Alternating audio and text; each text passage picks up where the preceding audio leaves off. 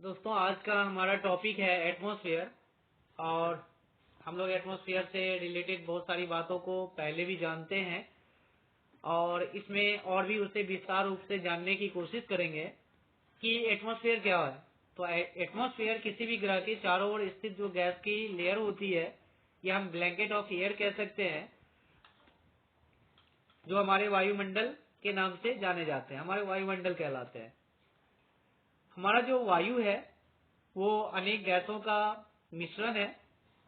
तो हमारे जो वायुमंडल है उसमें जो है मुख्यतः 78% जो है नाइट्रोजन होता है, 21% ऑक्सीजन, और अगर हम ऑक्सीजन और नाइट्रोजन को मिला दे तो 99% जो है सिर्फ यही दोनों गैस मिलकर हो जाते हैं। इसके अलावा 0.03% जो है वो कार्बन डाइऑक्साइड है। वहीं अगर आर्गन की बात की जाए तो ये 0.9% है। इसके अलावे भी हमारे एटमॉस्फेयर में यानी हमारे वायुमंडल में आपको सैंड पार्टिकल्स मिलेंगे, जल वाष्प मिलेंगे जिसको हम लोग वाटर वेपर कहते हैं, स्मॉग मिलेंगे, कुछ बैक्टीरिया और वायरस भी मिलेंगे। तो ये सब की कम्बिनेशन को मिलाकर जो है एक वायुमंडल की रचना होती है। यानी हम कह सकते हैं वायु जो है ये मिश्रण है अनेक गैसों का। और इसमें हमें मेन ये याद रखना है कि सबसे अधिक 78 जो है नाइट्रोजन है, 21 ऑक्सीजन है, 0.03% कार्बन डाइऑक्साइड है और 0.9% जो है आर्गन है। अब इससे रिलेटेड किस प्रकार की क्वेश्चन पूछी जा सकती है, आपको अरेंजिंग करने के लिए दिया जा सकता है कि निम्नलिखित के मात्रा के अनुसार जो है ना आप अरेंजिंग कीजिए। जैसे एग्जांपल के लिए निम्नलिखित को ज्यादा से कम की ओर जो है ना आपको जो है अरेंजिंग करना है। अगर ज्यादा से कम की अगर हम बात करें तो ज्यादा में आपका जो है नाइट्रोजन होगा, सेकेंड में आपका ऑक्सीजन है, थर्ड में आर्गन है, फोर्थ में आपका कार्बन डाइऑक्साइड होगा, और इससे भी कम परसेंटेज में आपको जो है CFC जिसको हम लोग क्लोरोफ्लोरोकार्बन कहते हैं वो भी पाया जाता है, सल्फर है।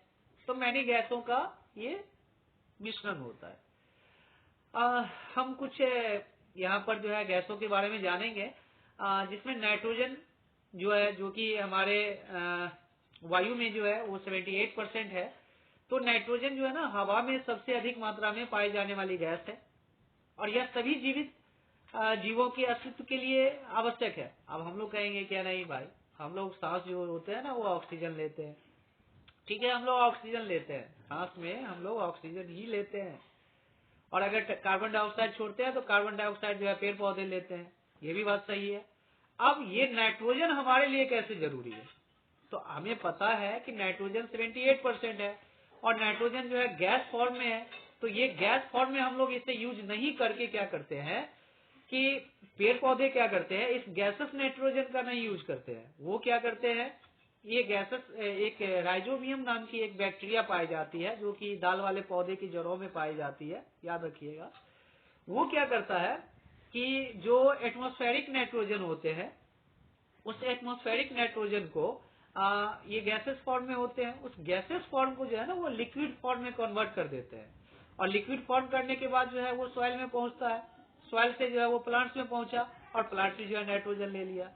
अगर आप लोग कहीं उर्वरक देखते हैं, जो खाद आती है जो खेतों में डाला जाता है फर्टिलाइजर, तो उस पे भी आप लोग जो है तो नाइट्रोजन लिखा हुआ देखते होंगे। इसका सीधा सा मतलब है कि पेड़ पौधे को भी नाइट्रोजन चाहिए। ये गैसेस फॉर्म में नहीं चाहिए लेकिन लिक्विड फॉर्म में नाइट्रोजन चाहिए, और जब तक पेड़ पौधे को नाइट्रोजन नहीं मिलेगा तो पेड़ पौधे के भी जो जीवन को अस्तित्व पे खतरा पड़ेगा। उसके अलावा आप लोग देखते हैं बहुत सारे डब्बा बंद जो पैकेट वगैरह आते हैं ना उसमें भी नाइट्रोजन गैस जो है यूज किया जाता है। चलिए आगे चलते हैं। सेकेंड है आपका ऑक्सीजन। ऑक्सीजन जिसे हम लोग O2 के नाम से भी जानते हैं, ये मनुष्य और जानवरों को सांस लेने के लिए वायु से जो है ना वो ऑक्सीजन लेते हैं। हम लोग प्रकाश संश्लेषण के दौरान जो है पौधे जो है ऑक्सीजन को छोड़ते हैं और हम लोग जो है ऑक्सीजन लेते हैं, और हम लोग जो कार्बन डाइऑक्साइड छोड़ते हैं वो पेड़ पौधे उसे लेते हैं।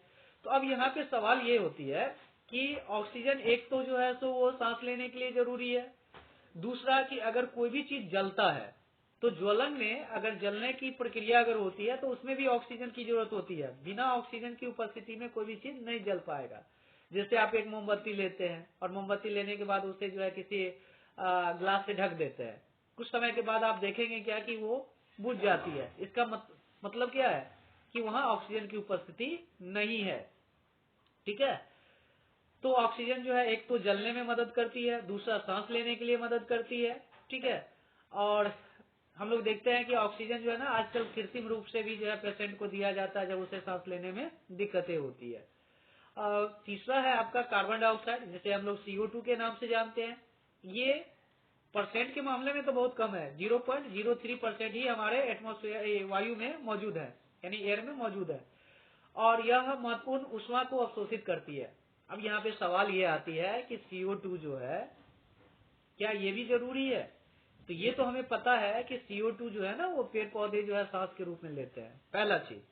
दूसरा कि ये जो CO2 होता है वो आग को बुझाने में भी मदद करता है।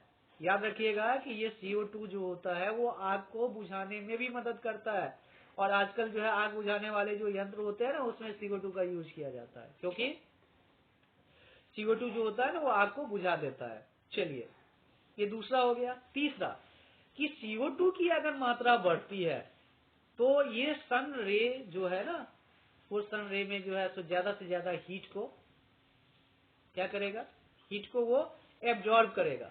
और अगर हीट को एब्जॉर्ब करता है ना तो वो ग्रीन हाउस गैस भी हम लोग ये कभी कभी क्वेश्चन ये पूछा जाता है कि कौन सा गैस है जो ग्रीन हाउस इफेक्ट को के कारण बनता है, या हम कह सकते हैं कारण होता है, तो वो कौन सा होगा? Carbon dioxide. कार्बन डाइऑक्साइड जो है ग्रीन हाउस इफेक्ट को प्रभावित करती है। तो ये ग्रीन हाउस इफेक्ट क्या? तो ग्रीन हाउस इफेक्ट ये कि अगर जो है एटमॉस्फेयर में जो है तो कार्बन की मात्रा बढ़ेगी, और कार्बन की अगर मात्रा बढ़ेगी तो ये ज्यादा से ज्यादा सन रे को यानी प्रकाश को जो है अवशोषित करेगी, और अगर अवशोषित करेगी तो गर्म होगा। तो पृथ्वी का अगर एवरेज टेम्परेचर अगर बढ़ता है तो इससे बहुत सारे प्रॉब्लम हो सकती है। ग्लेशियर पिघल सकता है, समुद्र के पानी राइज हो सकता है। ठीक है, तो इसको कंट्रोल करने के लिए हमें जहां तक हो सके पेड़ पौधा लगाना चाहिए। इससे क्या होगा कि कार्बन डाइऑक्साइड और ऑक्सीजन की जो है वो बैलेंस जो है वो बना रहेगा। चलिए आगे की गैस के बारे में हम लोग जानते हैं। अब गैस नहीं है, अब यहाँ पर क्या है कि एटमॉस्फेयर को हम लोग 5 लेयर में बांटे हैं। It is so important question asking in the many examination, so you know it is so important. तो you have 5 types of layer here. First जो है आपका जो है वो ट्रोपोस्फेयर है। पहला आपका ट्रोपोस्फेयर लेयर है, जिसकी ऊंचाई जो है ना वो 0 से 10 किलोमीटर के बीच होती है, और जनरली इसी लेयर में जो है वो क्या होता है, बादल बनता है। इसी लेयर में क्या होता है, बादल बनता है। इसी लेयर में जो है मौसम परिवर्तन होता है, याद रखेंगे आप लोग। ठीक है, इसका एवरेज टेम्परेचर जो है वो 17 डिग्री सेल्सियस के आसपास होता है। तो ट्रोपोस्फियर का जो है एवरेज टेम्परेचर कितना होता है, 17 डिग्री सेल्सियस के आसपास होता है। क्लाउड फॉर्मेशन, बादल का बनना, बिजली का चमकना इसी लेयर में होती है। इसके बारे में हम लोग आगे के स्लाइड में जानेंगे। सेकेंड लेयर आपका क्या है, स्ट्राटोस्फियर, जो कि 10 से 50 किलोमीटर के बीच होता है। सेकेंड लेयर कौन सा है, स्ट्राटोस्फियर, जो कि कहाँ होता है, सेकेंड लेयर के बीच होता है। और आपको पता है कि एरोप्लेन जो होता है वो इसी लेयर में उड़ता है। ऐसा क्यों? ऐसा इसलिए क्योंकि जो है यहाँ पर बादल नहीं बनती है। यहाँ बादल अगर नहीं बनेगा, मौसम का कोई भी इफेक्ट यहाँ पे नहीं होगा। तो मौसम और बादल का इफेक्ट अगर नहीं होगा तो एरोप्लेन आसानी से उड़ेगा और उसे कोई दिक्कतें नहीं आएगी। और हाँ, याद रखिएगा आप लोग कि ओजोन लेयर जो होता है ना, इसी ट्रोपोस्फियर और स्ट्राटोस्फियर के बीच में पाया जाता है, जिसमें 90% के आसपास जो है वो स्ट्राटोस्फियर में होता है, और 10% के आसपास जो है वो ट्रोपोस्फियर में पाए जाते हैं। ओजोन लेयर, ओजोन परत के बारे में आप लोग जानते हैं, अंटार्कटिका के ऊपर में होल हो गई है। ओजोन लेयर जो है पैराबैग्निक किरणों को जो है क्या करती है, अवशोषित करती है। अगर ये पैराबैग्निक किरणों को अवशोषित न करे तो इससे जो है क्या हो सकती है, कैंसर जैसे डिजीज हो सकते हैं, स्किन बर्न्स हो सकते हैं। तो याद रखिएगा कि ओजोन लेयर जो होता है वो ट्रोपोस्फियर और स्ट्राटोस्फियर के बीच में होता है, जहाँ 90% स्ट्राटोस्फीयर में है और 10% जो है वो ट्रोपोस्फीयर में है। इसी स्ट्राटोस्फीयर में ही कौन एरोप्लेन उड़ता है। थर्ड लेयर आपका क्या है, मेसोस्फीयर है। ये मेसोस्फीयर जहां पर क्या होता है, उल्का पिंड मेट्रॉइड जब इस लेयर में इंटर करता है तो वो ग्लो होने लगता है। इसका एवरेज टेम्परेचर जो है 15 डिग्री सेल्सियस होता है। याद रखेंगे कि जैसे जैसे हम लोग पृथ्वी के ऊपर यानी एल्टीट्यूड बढ़ता है, ऊंचाई बढ़ती है, तो तापमान जो है वो क्या होता जाता है, घटता चला जाता है। याद रखेंगे आप लोग, और आप लोग पता ही होगा। लेकिन याद रखिएगा कि जो है ये जो आपका ट्रोपोस्फियर है ना, जैसे जैसे ऊपर जाएंगे ना तो उसका लेयर घटता है। उसी तरह अगर स्ट्राटोस्फीयर की अगर हम थोड़ा सा बात कर ले तो स्ट्राटोस्फीयर में ओजोन लेयर होते हैं, हीट को ज्यादा एब्जॉर्ब करेगा, और अगर एब्जॉर्ब करेगा तो यहाँ पे गर्मी होगी। लेकिन ये थर्ड लेयर जो मेसोस्फीयर है ना, वो मेसोस्फीयर में क्या होता है, उल्का पिंड आकर जलने लगती है। इसलिए जलने लगती है क्योंकि यहाँ की टेम्परेचर फिर जो है सो माइनस में चली जाती है, और इसी के आसपास जो है रॉकेट से हम लोग यहाँ तक पहुंच सकते हैं, यानी रॉकेट इसी लेयर में उड़ती है। चौथा लेयर आपका थर्मोस्फीयर है। चौथा लेयर आपका थर्मोस्फीयर है, जिसकी ऊंचाई लगभग 85 से लेकर 600 किलोमीटर के बीच है। इसी लेयर में आपको नॉर्दर्न लाइट जो है दिखाई देगी। इसी लेयर में आपको चाइना का सैटेलाइट स्टेशन दिखाई देगा, ये सॉरी स्पेस स्टेशन दिखाई देगा, जहां पर रुका जा सकता है। थर्मोस्फीयर पे जो है स्पेस स्टेशन को भी सेट किया गया है। और लास्ट लेयर आपका जो है वो एथोस्फीयर है, जिसकी ऊंचाई 600 से लेके 10,000 किलोमीटर के बीच है। यहाँ जो है टेम्परेचर काफी ज्यादा होता है, आदमी जल जाएगा।